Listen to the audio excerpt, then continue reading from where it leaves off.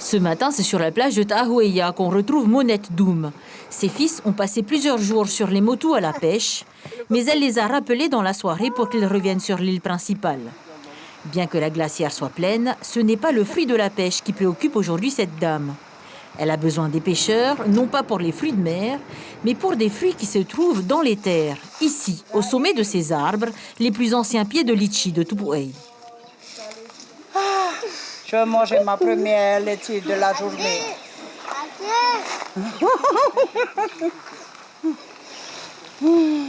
Dans les années 58 par là, 60, il avait planté les premiers pieds de litchi. Enfin, je vais compter trois pieds de litchi. Et puis c'est par là que ça a commencé.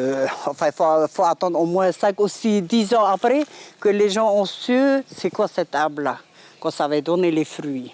Alors ils étaient émerveillés de voir ces trucs rouges là dans l'arbre. Comme le grand-père connaît bien le chef de l'équipe de service agriculture, c'est par là qu'ils ont fait un arrangement, c'est-à-dire pour faire les marcottes. Les litchis se trouvant en bout de branche, c'est avec beaucoup d'adresse et d'équilibre qu'il faut monter tout là-haut, à plus d'une quinzaine de mètres pour les atteindre. Le rituel est le même depuis des décennies. Les grimpeurs de la famille montent et coupent les branches qui portent les grappes de litchi arrivées à maturité. Ils remplissent des sacs avec les fruits ou descendent les branches directement au sol. Quand on joue après fait dans les pieds de litchi, dans les tombes litchi étant jeune, hein, on joue après fait. Hein. Bon, on prend de là, bon, maintenant voilà, hein, voilà pourquoi j'ai un harnais, hein, pour moi se sécuriser, mais voilà. Moi je me dis, tant que je monte dans un arbre, c'est que je suis bien. En une journée, la famille peut récolter près de 200 kilos de litchi si tout le monde participe. En bas, ce sont les femmes et les enfants en vacances qui cueillent un à un les fruits et remplissent des bacs ou des sacs en plastique. Chacun d'eux fait plus de 20 kilos. Il faudra ensuite les peser, les trier et les répartir dans des cartons plus petits, généralement entre 5 et 6 kilos pour ceux destinés au fret aérien. En 2019, année record, les Doum avaient pu récolter près de 5 tonnes de litchi.